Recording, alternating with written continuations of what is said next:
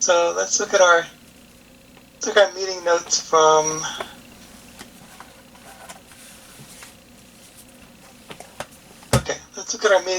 last week. We were thinking maybe the Tesla might give a little kick to the market because of a split. A lot of times splits get people excited. Look at the S&P right now. It's down 2%. Okay. So we actually did, the day that Tesla split, we had a really positive day. But we're still in a position where we just got to a point where we're just about oversold. And we're still neutral in the fear indicator. I just noticed a new pattern. If you notice this, in the past week, we've made a new lower high and a new lower low. So it very well may be we're going into another downtrend like this one. I don't know. I hope not. But you see, this was like a down, lower highs, lower lows. And then we had higher highs, higher lows, higher highs, higher lows. Oh boy, not that again. Okay, so we had the Fed meet today. And they said that they're going to be raising interest rates and to expect pain until the job is done. That freaked the market out, and there's still the percentages, the futures. There's futures for this, for Fed rates increases, and it's supposed to be 1%. It's like a 99%. However you get to it, like 50-50 or 100 at one time or whatever. So far there's still 100% chance that they're going to raise one time.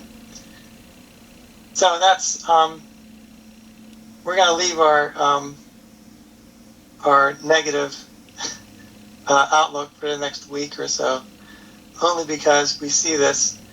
Normally we see higher highs, higher lows, and next one might be up here, but it's decided to turn down, and we're oversold too, and we're going into the worst month of the year for performances. So I don't know. I hate to be a doom and gloom person, but I just notice things.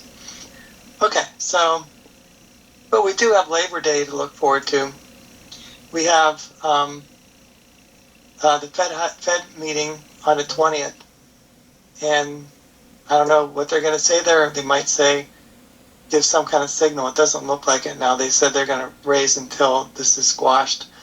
So it might be just they'll say we're raising. We're going to look at the data. That's what they usually do. All right. So if they don't say the right thing on this day, all this green isn't going to happen. We're gonna review. Okay, so we're gonna review a couple things. S&P's down around 3% since the last meeting, and one big picture here is the United States has this issue where anytime that the United States is in a jam, they print money and devalue the dollar. And eventually they'll catch up with them, but they've been doing that forever. Like at the last financial crisis, they had TARP and they printed money. And eventually, no one's going to want to buy the United States debt. I don't know when that happens, but that's like a big picture that a lot of people are talking about. For us looking at stock market, just the stocks, it's kind of outside the realm. There was a good article today by... you see, I can find this. Okay, well, Ron Barron, I'll get it to it later on. He runs a hedge fund or mutual fund, but he's a long-term thinker, and he's basically saying he doesn't even think about all this interest rates or the macro picture. He just looks at stocks potential, value of the company 10 years from now or 20 years from now. And he's been a big proponent of not even paying attention to any of this Fed interest rate stuff and basically concentrate on fundamentals. So we're going to go over what he was talking about in his CNBC talk later on today. So a couple things. Apple, yes. Two thoughts about the things you just said. One is that the U.S. dollar has been appreciating versus a lot of other developed currencies, right? Versus the yen and the euro, it's still very strong. Right. So, it's one thing for the currencies to lose value versus hard goods, right? Commodities or produced goods. But it doesn't say that the U.S. dollar is losing purchasing power versus other currencies. And the Fed rate and stuff, I think, can affect your time horizon and like what you're expecting in return on certain companies. So a company that it's gonna cost them a lot to borrow or to grow, if they can't raise the money at a good rate, that could affect their profitability long term versus a company that has profits today and doesn't need to borrow. So I think that you can take that into your, it can change the fundamentals of the company, what their borrowing interest rate is. Mm-hmm. Right. And another thing that the United States has that no other country has is the world's reserve currency. So basically, they've gotten away with being able to do this for a long time. It's beyond the scope of what we understand. The dollar's been going up recently, and that's been hard on a lot of our multinational companies because they don't earn as much overseas whenever you repatriate. But we kind of ignore that right now for the quality companies that have earnings because next quarter the dollar will be down, and then they'll earn that back. Right now, I guess when we're looking at the top 10 and, if there's going to be higher interest rates, the top 10 will show, the DocuSigns, the companies that without a whole lot of earnings now that have high PEs that are going to have to borrow and refinance debt. Those are the ones going to be going down a lot. If you're long-term investor like me, I don't really get too much into the companies that have to borrow money to, refinance their debt and all that. So, I guess this interest rate, exercise we're doing, just following the Fed, it's a good exercise. But most of the companies that we're following are capitalized already and not too affected. I mean, whenever the stock market goes down, every one of them goes down. But so I guess what's happening in September now is their liquidity is being pulled from the market. So the Fed is reducing their bond purchases. They're letting things roll off their balance sheet, and it's pretty unprecedented. So we don't know what's going to happen. And I put a couple interesting slides up here later, like this right here. We don't know what's going to happen. Whenever, we had a massive injection of money into the system, and then we take more than we've ever taken out of the system in a short amount of time. So that could lead to, the stock market going down. So we can't predict that. We were saying last year, around this time, we were saying we know that Fed's going to be raising interest rates, and we were looking at these same charts. Whenever the Fed puts money into the system, it goes up. Whenever they take it out, it goes down. So we don't know if it's going to go up or down right now, but in general, the companies that we're following, for the most part, are going to have pretty steady earnings. But the stock could go down. The stocks could go down because if the market goes down and there is a lack of liquidity, we might have something like this happen. We don't know. What I'm doing is I'm kind of trying to track this, just in a micro-managed way.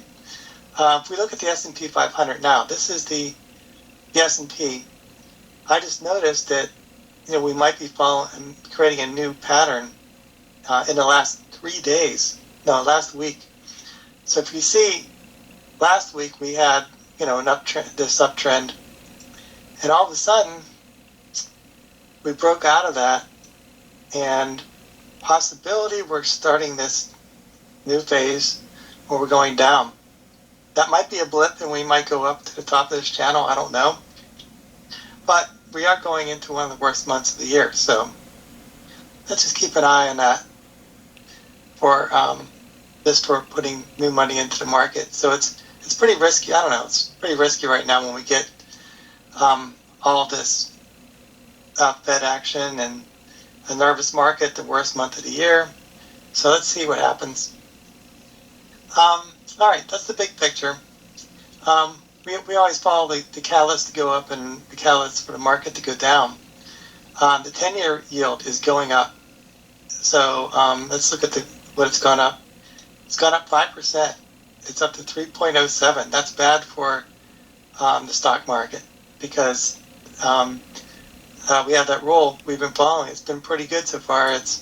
Our rate's going up, good for banks, bad for growth stocks. So that's not good. Let's look at the 10-year yield is going up. We have anyone want to say something there? Oh, no. Okay. We have an oversold market. Right now, if we look at our stochastics on the S&P, we're pretty much at an oversold amount right now. That doesn't mean we can be oversold for a long period of time. We were overbought for a month here? Yeah, we were overbought for this whole time, for this month here. Now, let's go back to this time. We were oversold. This is the pandemic lows. We were oversold here, max oversold. And we were oversold for at least a month. So we don't know what's going to happen, but right now it's we had at least in the last week the stock market went down a couple percent. So let me see. So the Fed basically said today we're going to keep raising rates until the job is done, and it's going to expect some pain. Pain meaning it's probably going to raise more than expected. I don't know. I can't see the futures right now, but before we came in today, the futures said there's almost 100% probability they'd raise 1% more, then that's it. But, okay, so we had a stock split on Thursday. So Tesla split, and that's usually good for the market. The stock market actually went up that day. Let me see. All right, so we keep shifting between conservative and aggressive. In the past month, we've been, it's been more of a risk on, where all the riskiest stocks went up. And pretty much in the past couple of days, that's been changing. So the companies doing best now are the drug stocks. So we keep switching back between conservative companies and the high growth companies. I'm not sure. Right now, I'm just holding on to stocks that at least have a fair value and have a consistent earnings projections. Any questions on the big picture? All right, here we go. Let's go to review the major variables in the stock market. Oil is basically unchanged, and the Treasury is up. We just talked about that, up 4%, and inflation is still around 8%. So let me see. Let's look at I wonder what sectors are doing good today. Sectors are doing good. Let's look.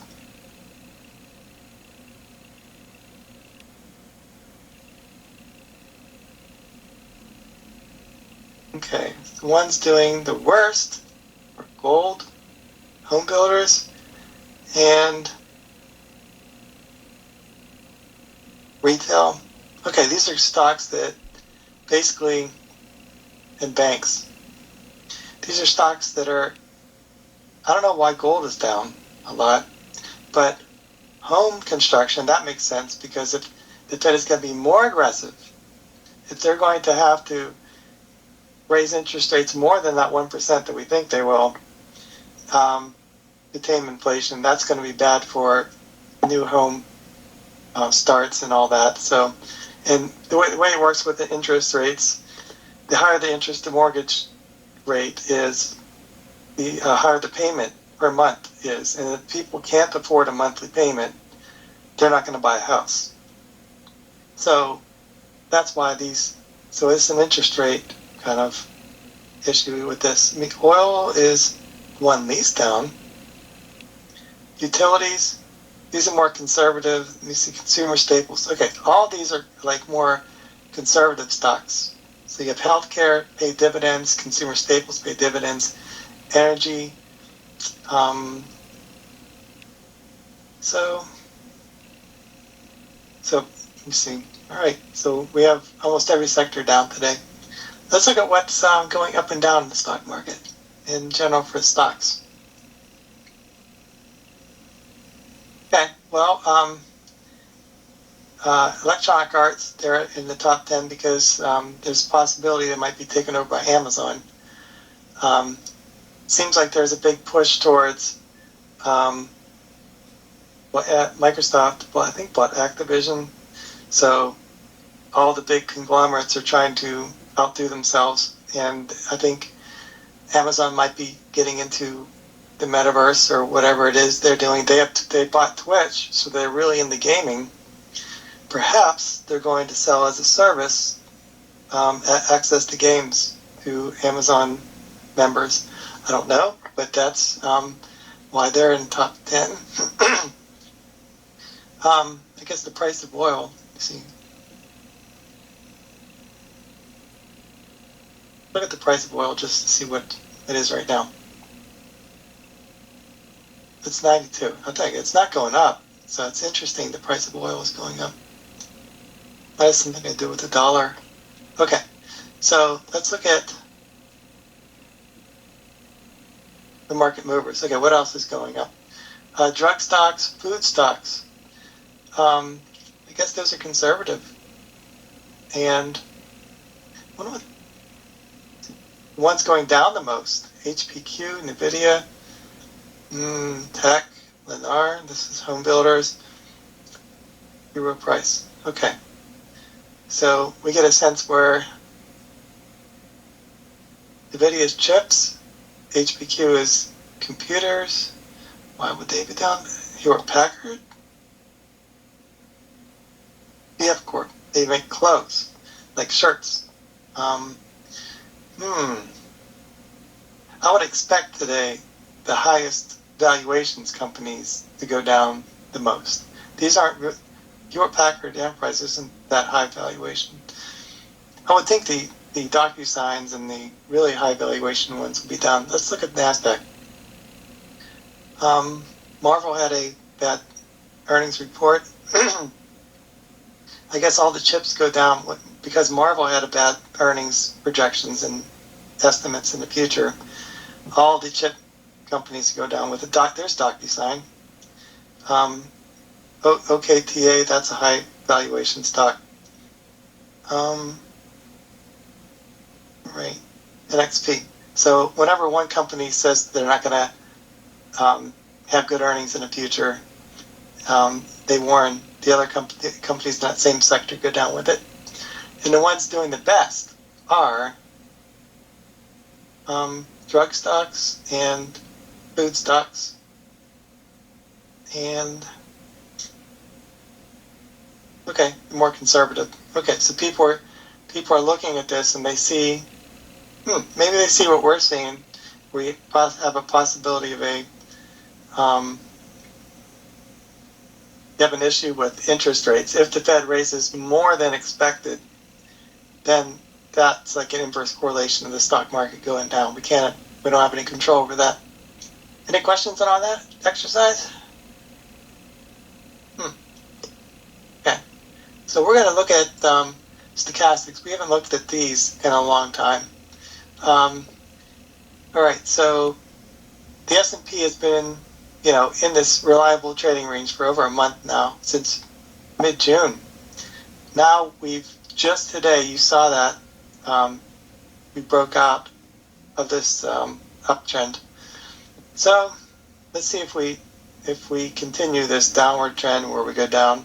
But every index we're following, every major category of stocks has the same pattern at the end of today, and it very well may be this is the time we either break out of it or it all depends on what the Fed does, I guess. But let's look at every single one of them is in this uptrend, and almost every stock we're following is like that also. You see, and you can see where I'm looking at right here in all the charts. We're oversold on every major index. All right, so we're oversold, and we're approaching one of the worst times of the year, so it's pretty dicey to invest new money right now. Let's look at some of the stocks we're following. You see, every index is there, except for utilities. Utilities has been like this safe haven since the middle of June, and it hasn't really gone down with the rest of the market this week. Let's look. Okay, I was looking at energy. Energy is actually in a new uptrend. So we noticed right here it stopped this uptrend. We're higher highs. It was the best performer of the year, and then it went down. And now we're starting this higher highs and higher lows. So I guess right now, what's working the best in the stock market is energy, like XLE, and energy and drug stocks, and conservative ones right now. Let's look at some of the stocks. A lot of these drug stocks are in a super downtrend. Look at this AbbVie. It's a high-paying dividend stock, but almost every drug stock is in that same pattern. Look at Abbott Laboratories, and we're following Alibaba just for fun. They're just making these new rules up all the time where you can look at their financials and you can't, and it's not fair. We don't know what's going on with the Chinese stocks. We're just following the chart right now, and it's in a pattern of just going up and down around these ranges here. Let's look at Alphabet. It's been in a small uptrend, and it's halfway between its channel, so it'll probably go back down here at the end of the day. Let me see, Altria. It's in this reliable channel here, and it's still paying like an 8% dividend, which is pretty decent for this environment. Amazon is still on an uptrend, and it's right in the middle, just like Google, and it's oversold. By the end of today, it'll probably be at the bottom of the channel. So almost every stock we're following is still in a reliable channel, and they haven't broken out. I'm going to go over AT&T, Verizon, and T-Mobile later on, because AT&T and Verizon, they're losing subscribers to T-Mobile, and T-Mobile is really doing good. They had some good news this week. So, and T-Mobile they're growing, and they have momentum, and they're getting possible access to SpaceX's satellite services, which will make their service more reliable. Okay, we're going to go over that later on, but Bristol Myers is kind of in a trading range, much like the dividend stocks we're following. But let's see.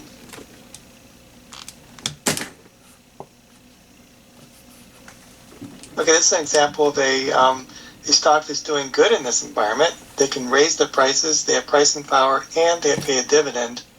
So a lot of people are gravitating towards that now. Stocks that are reliable, that have a dividend, and that are growing. And this one is probably one of the best charts we have. It's going back like almost a year now, and it's still in a reliable trading range. Procter & Gamble it's still trading like the dividend-paying stocks following. Starbucks. Let's see what other ones here.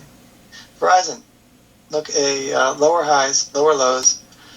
All the new subscribers are going to T-Mobile, and Verizon and AT&T, they need to do something major. Right now, Verizon has probably the best 4G network, but they don't have the best 5G network. So they're not only losing the customers to T-Mobile, their services aren't as good anymore. So their dividend is AT&T's and Verizon's dividend. I don't know. It might not go up anymore. It might go down too. And Visa's been in this pattern for almost a year now, so it's been a pretty reliable range. And same with MasterCard. We're going to go over a little bit about waste management today. I think they do good in a recessionary environment and a regular environment. People have a consistent amount of trash, and the leaders of these companies are saying that they have great projections for future demand for their services. So we're going to go over that later on. But you can see that it's doing really good for a dividend. It's like a dividend-paying stock. It's been in this range, and it's recently broke out into this higher highs, higher lows. It pays a dividend, and it is a possible growth industry because the trash companies are getting into recycling and ESG-like things. This is Amgen. This follows all the drug stocks. They're just not going anywhere, like dividend-paying stocks. CVS is trading like a dividend stock, and so is Johnson & Johnson. All right, I think that's all the interesting ones I have to show. Everyone else is following the S&P 500.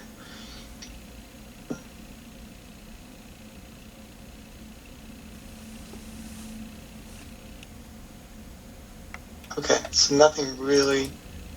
I added T-Mobile. We're going to start following this. It's overvalued right now, but it's the only telecom that's actually growing that shows 30% growth, and the other AT&T and Verizon are actually losing and projected to lose customers. So we're going to follow T-Mobile, and maybe when it drops a lot, maybe it'll be fairly valued. Any questions on the stochastics? Right. We're going to go back to this right prepared here for this. Okay, look at the fear greed index. I wonder it is today. People are probably more fearful today. As of this morning, it's 47. Okay. So people we're moving more towards fear. And so people are starting to get scared. We're getting into the worst months of the year. So my guess is next week will be at fear, maybe after that extreme fear if the market goes down some more. So, but we're worse than last week. Last week we were over here, and now we're actually in the process of moving towards fear and then towards extreme fear. So we have to keep our emotions in check and know that whenever people are greedy, that's the time to either sell or don't buy. And whenever people are extremely fearful, that's the time to buy or don't sell. All right. So the VIX is at 22 now. It's starting to go up. Whenever people are super fearful, the VIX is at 30. And when people are complacent and they're greedy, it goes down to 20 or 18. So it's starting to go up. So this inverse correlation is expected. So it's up 10% since last week. So, okay, I've mentioned this already. We have the possibility of going into this lower highs, lower lows again after since June 15th, we've been going up. So let's keep our eyes on that. Let's hope it goes back up to here. We don't have any catalysts. We don't have any earnings in the next month. We do have an Apple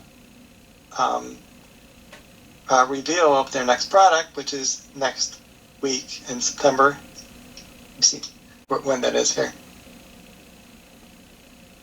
Okay, Apple will have maybe an Apple new iPhone release. We don't know what it is, but that's going to happen on the 7th. So let's keep our eyes open for that.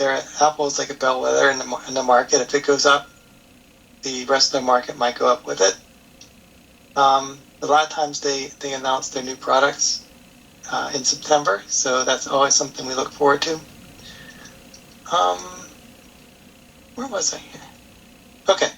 All right, so I didn't mention this because we've been, in a steady uptrend since June. You can see that, but we're starting to, go down in this downtrend, and I'm not saying we are, but this is the current bear market.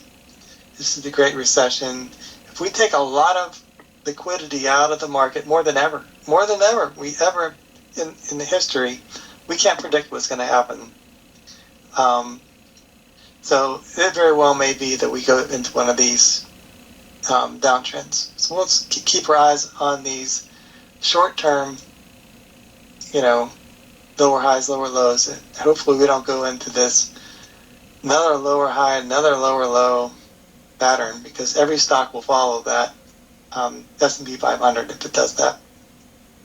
One thing about comparing to the history is in the Great Depression, the U.S. buy itself. For now, every other country in the same hole. Oh, yeah. United States is the best shirt in the dirty laundry. Exactly. So comparing kind of like not an apple to apple comparison, compared current time to the Great Recession, Right. There's a lot of things that are different than these other times here.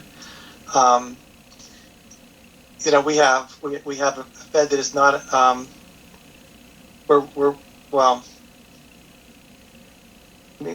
we have a different global economy now, with countries selling to each other. We have more debt than we ever had. There's a lot of people that say that just because we're accumulating so much debt, eventually we can't do that anymore, and people won't buy, our bonds, and we don't know what's going to happen with that. But yeah, there's a lot of differences between these times, but this same chart is being passed around all over the internet on a regular basis. So we have to keep it as a possibility. We have some unprecedented things going on, in the world, in America. We've given more liquidity than we ever have. We've taken it right out faster than we ever have. And we have more inflation than we've had in 40 years. So all this combined, and companies are starting to say our projections aren't going to be so good. And if you have some of that, more earnings warnings coming out, and I don't know. But for me, I'm looking at this like maybe Ron Barron. Ron Barron's like a super long-term thinker. He buys something, he sees a potential market, I'm thinking I'm owning Apple because I know they're going to come up with something every 6 years that's transformative, and they're always investing into new things. They're buying their competition, and so you have to have theses while something like this is going on. But you looking at something like this ahead of time, that'll give you it's a possibility, and I've already been through the dot-com bubble unwind. I wasn't invested back then because I thought things were too expensive, but I don't know. You just have to know these things are a possibility and to keep looking at the prospects of your company that you're investing in. Okay, so let's hope that we're going to be up here at this high top portion of this channel next week. We don't know, but hopefully, things get better towards the end of the year because the holidays happen and there's forced buying by hedge funds and pension funds and stuff. So, but right now this is the worst time of the year. Let's just watch, I guess. Any questions about this?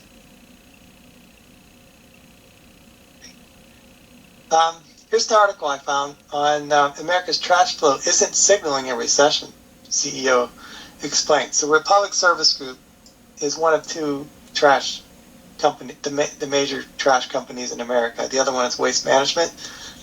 And they said demand is strong and we have a forward guidance, that's very strong. So a lot of times people create more trash in good economic times.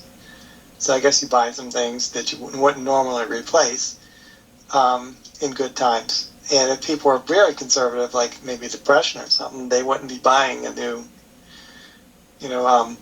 TV or something. So they said doesn't look like a recession to us. And that matches a lot of things we're seeing, with a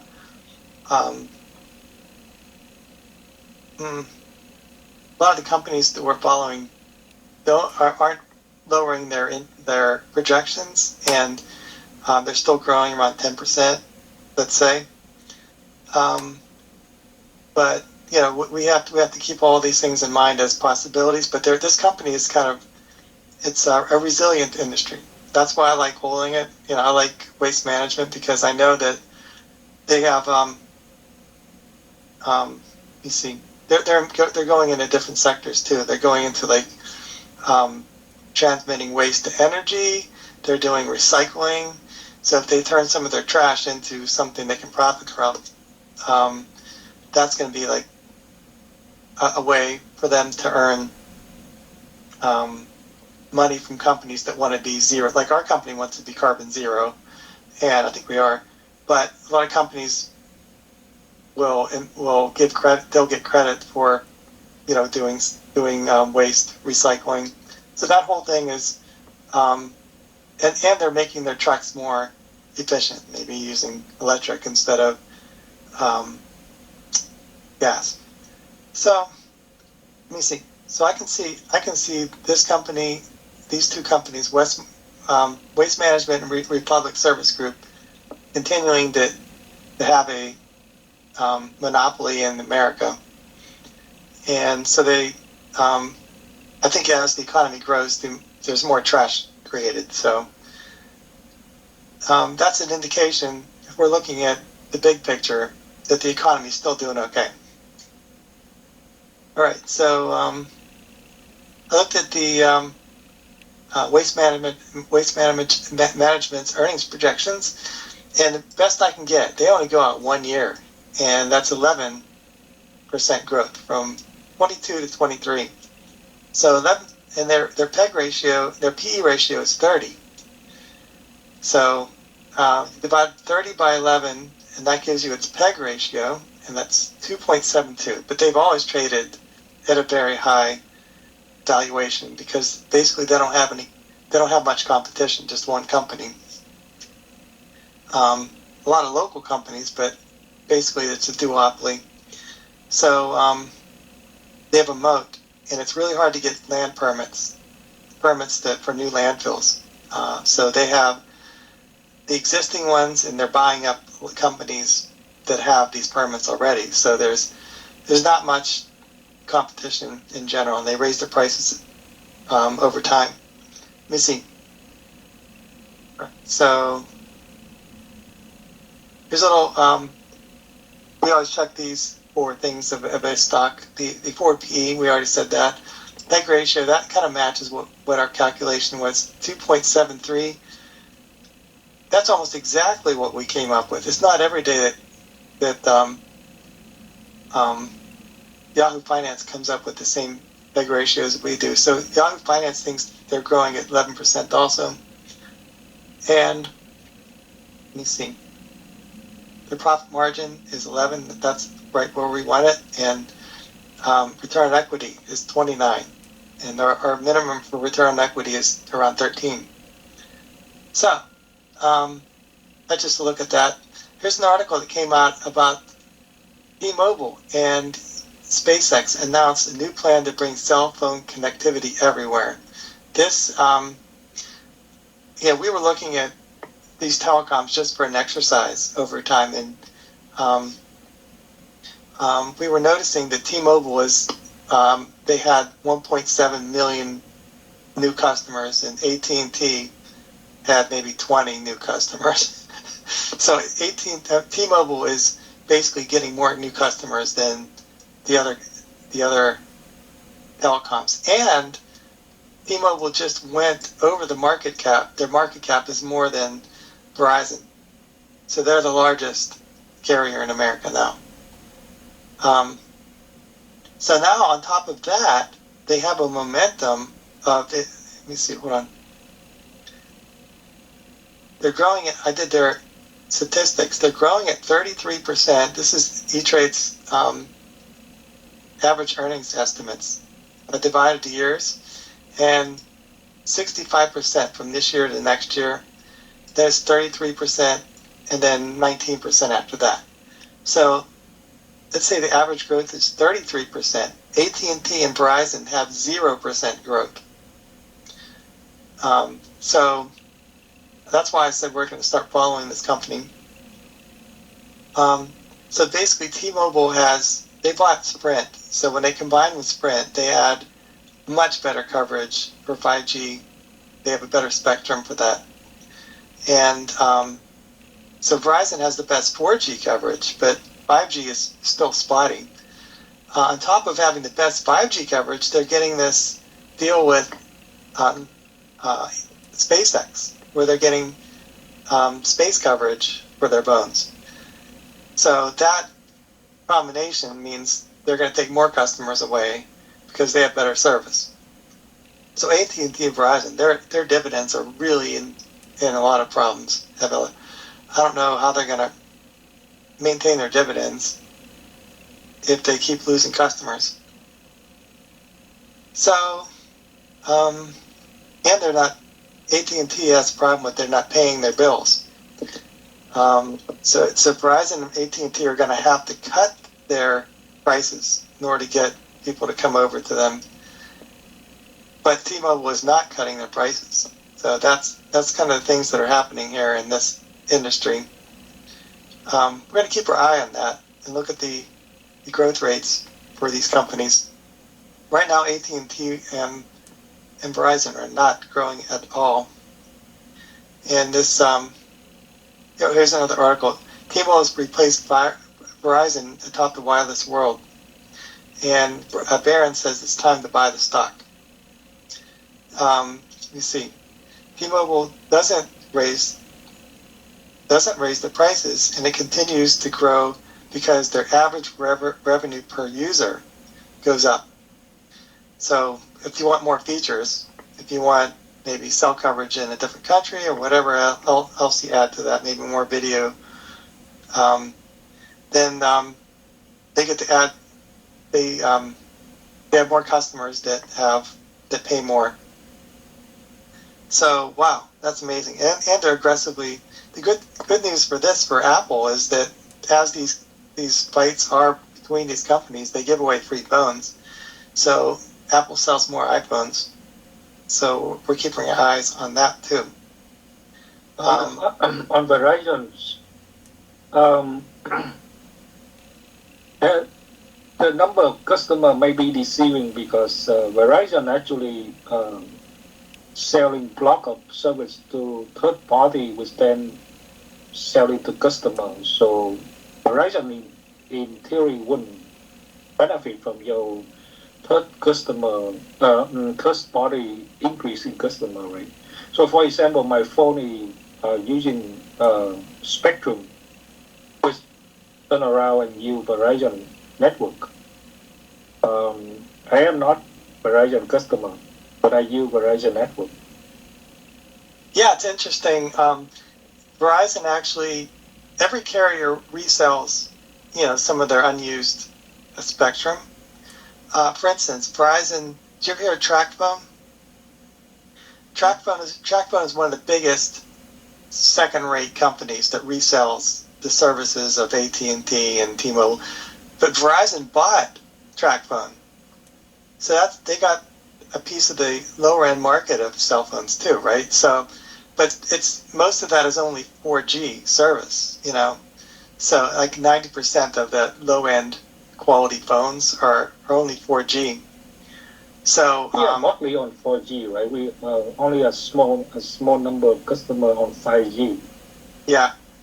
But the other thing is that Spectrum there's only like 5 companies or so that have major spectrum. Like you have the big 3, and then Spectrum has some, not enough they don't have enough spectrum to compete against AT&T and Verizon for quality.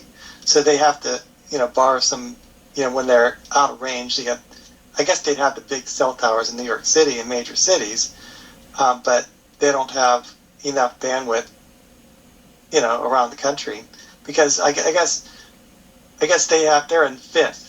Like Spectrum, Dish Network has a little bit of spectrum for cell services in America. There's a couple other companies that have second-rate bandwidth. Like maybe 5% of the available bandwidth, and T-Mobile has maybe 30%.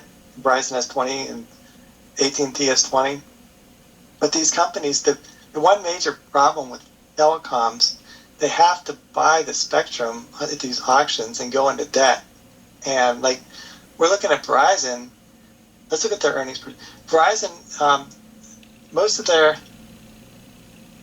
they have most of their market cap in debt right now. Verizon. See, hold on. Yeah, that's kind of like investing to their future, right? Yeah. If they had a spectrum, then they had a bread and butter there. You buy it, you have to invest in. Yeah, but you have to. I guess there's some kind of calculation. They might. You know what? One company that invested in spectrum is MCI. I used to work there, and they went out of business because they had so much debt that they couldn't afford the payments. And Verizon actually bought, the assets of MCI. That's why they have the bandwidth that they do now. But yeah, so that's an example of they could get over their skis in debt, and they can go out of business. So that's what they're risking, even though they can have it forever. Look at this debt of Verizon. Oh man. Okay, hold on. So total debt is $179 billion, and the total market cap is $180 billion. So they have the whole market cap in debt, and they have to keep investing in maybe their landline or their lines, and it's a very capital-intensive business. So it's a very good possibility that one of these telecoms will go out of business if they don't manage their debt well enough. I don't know. That's it might seem like they have it forever, but MCI didn't have it forever. MCI, they went bankrupt. So okay, so it looks like the market is going down lots now. All right. Okay, let's look at the earnings projections for Verizon. That is maybe going up 1% a year. I'm looking right here. That's not much at all. 5.18 divided by 5.26. 1.5%. 5.26 divided by 5.37. 2%. 5.37 divided by 5.56. 3%. Okay. So they're not growing. That's why most likely their stock is not doing so good. All right. So it's good exercise to do. Just to compare them. And if you look at the charts of T-Mobile for the past year, you can see that T-Mobile is going up, and then the other ones are going down. All right. So the other things about T-Mobile, it's pretty expensive. We said it was growing at 30%, 33 maybe % a year. So its forward PE is 60. So it's, let me see. Morningstar says it's undervalued by 7%, and CFRA says it's overvalued by 18%. I think this is more accurate, this fair value. So in a bad market, if the stock market tanks like 1929, this will have a PEG ratio of 1 when we calculate it, and that'll be a better time to get something like this.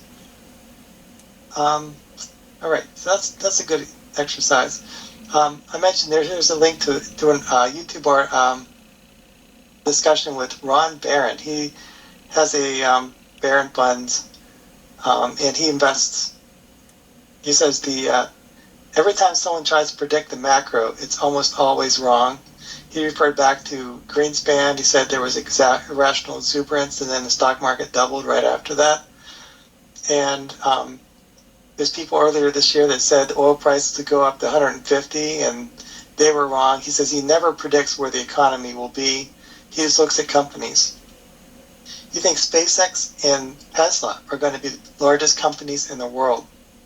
Tesla is going to be the biggest, and then SpaceX will be the biggest after Tesla is the biggest.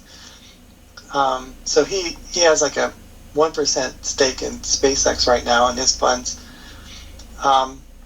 He said you'll be successful if you have long-termism and if you are optimistic. And so he likes it when people have infinite time horizons, and they're not looking at next quarter, then not tomorrow. We're looking at the stock market every day, tracing where it's going to go next, right? But he's like, I'm just going to buy a company, and I believe in Elon Musk, and he did that 10 years ago, and he's been right. He made like a lot from his Tesla investment, and he was able to invest in SpaceX too, and that's gone up a lot. So the stocks that he likes are, he likes Tesla, Vail Resorts, he likes travel companies. Biggs, he mentioned Biggs Inc. He says that's a Lululemon of healthcare. If you ever seen a scrubs, they're real comfortable. Biggs make them, and they cost a lot. They cost like $100 for an outfit. And he said that they're growing a lot. But as soon as he was on the show, the stock went up like 20%. Let me see. Yeah, look at this. Yesterday, right after he mentioned the stock, it went up 18%. So that's not fair. We'll just wait for it to go back down if we're interested in it. But I did a because it seemed to be a low priced stock. It was under $10 a share. I thought, let's look at it. So the Biggs makes the scrubs for doctors and nurses in the healthcare field. So I looked at their earnings estimates, and they're growing around. You see, you're growing around 35%. If you average 43% and 30%, and the PE is 82, which is super big. That is a very large PE to begin with. And the PEG ratio it's about 2.3 times overvalued. So if you divide growing at 30% by 82, you get this 2.3. But the competition, like Lululemon, trades 3 times a lower valuation than them. And I tried to do some research on this, and one interesting thing is that small caps aren't covered as well. So you get maybe 2 years out instead of 4 years, like a big stock. And Morningstar and CFRA don't cover it as well either, and they don't give, the earnings estimates.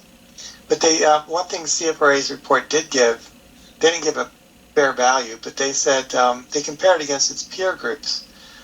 And I looked at the PE ratio of the peer groups, and Lululemon is they're probably the best in the industry. And they're at a PE of 28, and this stock here is trading 2.3 times what Lululemon is trading at, and the PE ratio. So they got to be doing something really good to demand that kind of valuation. But right now it's kind of out of scope. I didn't realize until I went through this that it's already up 20% since he mentioned it. So wait for it to go back down to look at it again. But this is an example of a smaller cap stock, and I think what Ron Barron likes to do is to buy small stocks and hold them, and stocks that have a great potential for market. And so he's buying this one. So right now it's out of scope for what we're doing because it's overvalued, but we'll wait for it to go back down. The 4PE it says is 82. It doesn't have a PEG ratio, but we calculated 2.3. A profit margin isn't that great. 7, that's half of what we're looking for. And return on equity is 13. I guess its total cash is 170 million. That's going to help them in this kind of environment. Whereas I guess they have 150 million if you subtract the debt. So that'll help them in this environment where other small caps are going to need to borrow money, and this company has a lot of cash on hand, and they could grow without that borrowing. Let me see. All right, so if we look at our S&P 500, this is the last little slide here I have. We look at our S&P 500. We're down 2.5%. So it look at that. It's starting its lower lows, lower highs. I hope it doesn't go down, but we're oversold. Let's see. We're probably going down to here now. Okay, people are going to start to get really scared, and we're going to start next week. It'll turn from normal or in our fear gauge indicator to fear. Then we'll have extreme fear. Then we'll start all over again. People will be, but what's going to happen is, if we go down to fear and extreme fear, we're going to have people selling out of all the high-flying stocks with high valuations and gravitate towards stocks with low valuations and the drug stocks and the dividend-paying stocks. And so this is basically, we've been doing this since June 15th, and now we're going into one of the worst months of the year. You got to be ready for that. You have to be mentally prepared and don't get over your skis buying things right now.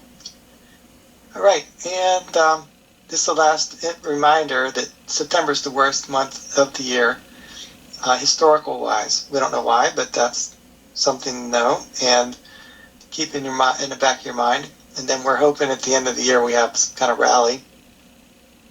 So that is what I had to say for today. Is there any questions? All right. That was an awesome presentation.